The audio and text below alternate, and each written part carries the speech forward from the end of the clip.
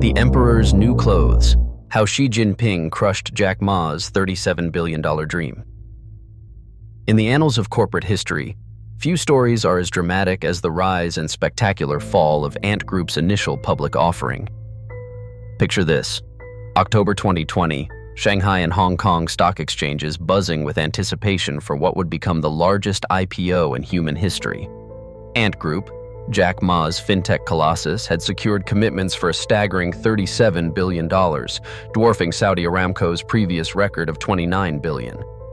Institutional investors were practically throwing money at the offering, with the retail portion oversubscribed by an astronomical 870 times in Hong Kong alone. This wasn't just another tech listing.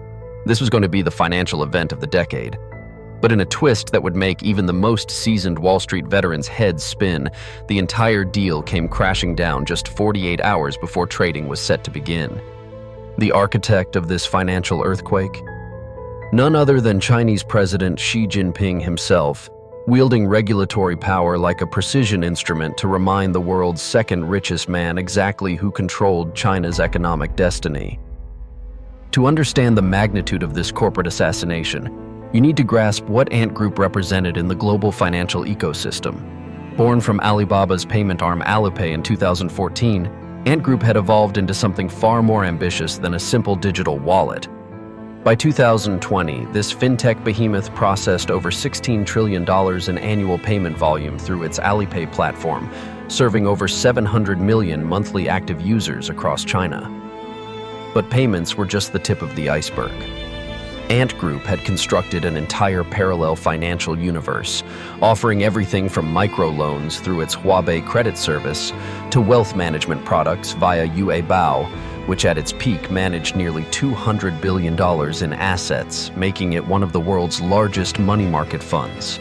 The company's credit scoring system, Sesame Credit, had become so influential that it could determine whether Chinese citizens could book flights, secure apartments, or even find romantic partners on dating apps. Jack Ma hadn't just built a company. He had created an alternative financial infrastructure that bypassed traditional banks entirely, processing more loan applications in a single day than most major banks handled in a month. The path to Ant Group's IPO seemed paved with regulatory gold, at least initially.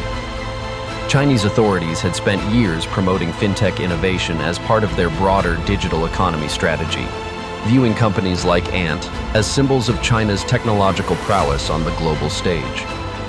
The company had navigated previous regulatory hurdles with remarkable success, including a major restructuring in 2018, when authorities demanded Ant separate its payment services from its lending operations.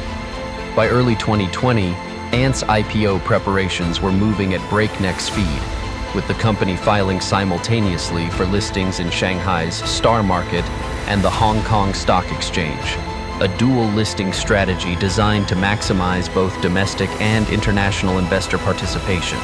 The timing seemed perfect. Global markets were flush with liquidity thanks to pandemic-era monetary policies, Chinese tech stocks were riding high, and Ant's business metrics were absolutely stellar. The company reported revenue of $17.7 billion for 2019, with profit margins that traditional banks could only dream of achieving. But Jack Ma, never one to shy away from the spotlight, made a series of calculated moves that would prove to be catastrophic miscalculations.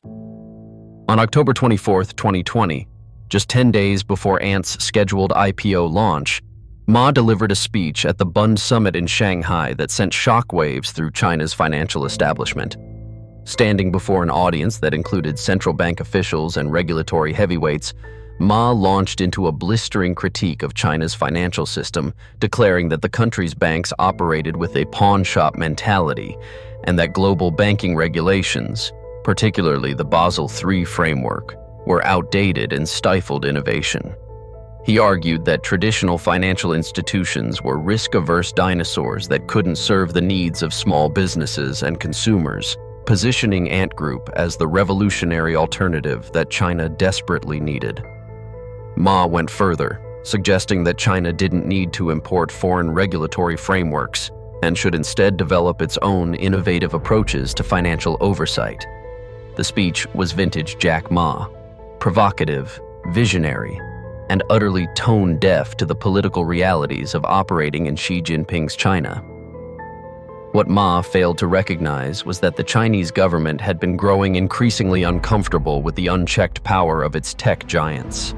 Throughout 2020, regulators had watched nervously as Ant Group's influence expanded into virtually every corner of Chinese financial life, creating what economists call systemic risk on a scale that dwarfed traditional banks.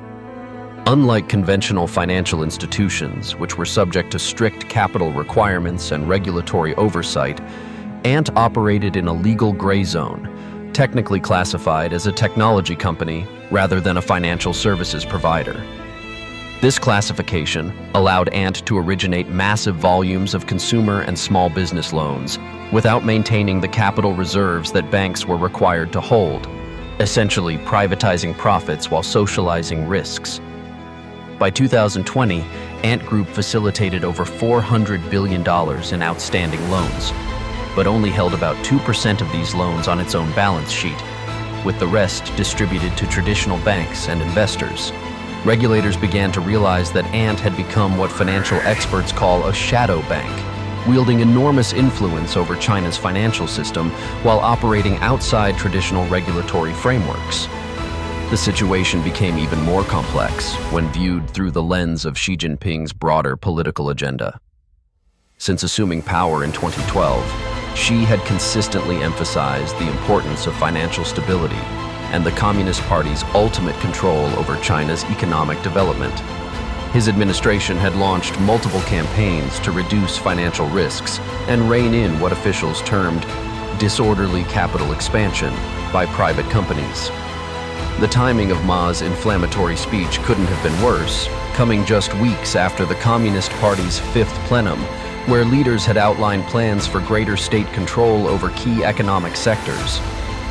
Ma's suggestions that China should abandon international regulatory standards and his implicit criticism of state-owned banks struck at the heart of Xi's vision for Chinese financial sovereignty.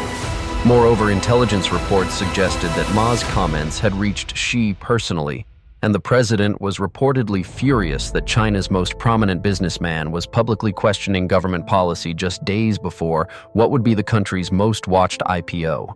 The regulatory hammer fell with breathtaking speed and coordination.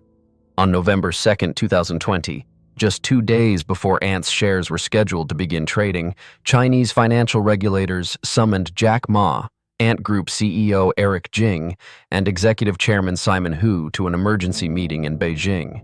The meeting, which lasted less than an hour, effectively sealed Ant's fate. Regulators from the People's Bank of China, the China Banking and Insurance Regulatory Commission, and the China Securities Regulatory Commission delivered a unified message. Ant Group's business model posed unacceptable risks to financial stability, and the IPO would be suspended indefinitely pending a comprehensive regulatory review. Within hours, both the Shanghai and Hong Kong stock exchanges announced the postponement of what would have been history's largest public offering. The speed and decisiveness of the action sent shockwaves through global financial markets, with Alibaba's shares plummeting more than 8% in after-hours trading, as investors began to grasp the broader implications for Chinese tech companies. The aftermath of the IPO cancellation revealed the true extent of Beijing's determination to reshape China's fintech landscape.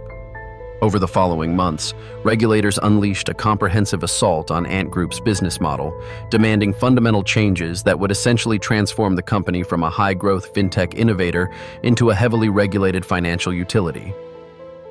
In April 2021, Ant was ordered to restructure as a financial holding company, subjecting it to the same capital requirements and regulatory oversight as traditional banks.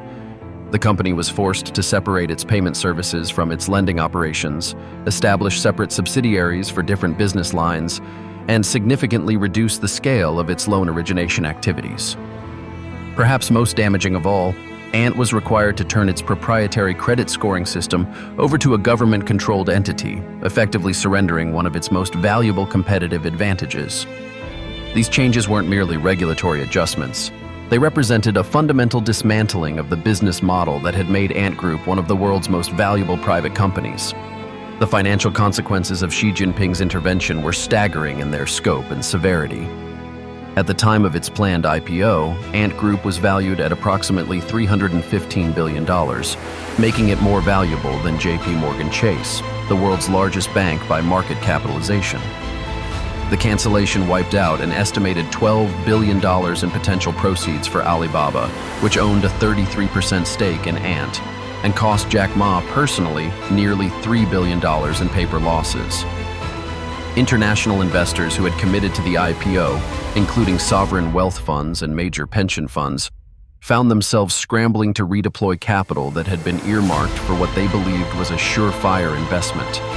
The reputational damage extended far beyond Ant itself, calling into question the reliability and predictability of Chinese capital markets for international investors.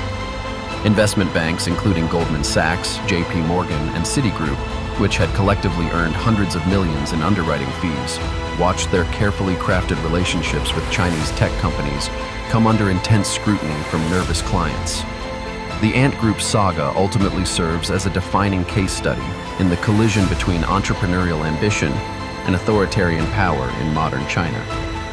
Jack Ma's mistake wasn't simply making inflammatory comments about regulators, it was fundamentally misreading the political dynamics of Xi Jinping's China, where even the most successful private entrepreneurs operate at the sufferance of the Communist Party. The cancellation of Ant's IPO marked the beginning of what would become a broader crackdown on China's tech sector, with companies from Didi to ByteDance facing similar regulatory pressures that collectively wiped out more than $1 trillion in market value from Chinese tech stocks. For Xi Jinping, the destruction of Ant's IPO represented a successful assertion of state control over private capital, sending an unmistakable message to other tech entrepreneurs about the limits of their influence. The episode demonstrated that in contemporary China, no company, regardless of its size, innovation, or global significance, is beyond the reach of political authority. Today, as Ant Group continues to operate as a shadow of its former self under strict regulatory oversight, and as Jack Ma maintains a notably low public profile, the $37 billion IPO that never was stands as perhaps the most expensive lesson in Chinese political economy ever delivered, proving that even the most sophisticated financial engineering cannot overcome the fundamental reality of authoritarian governance.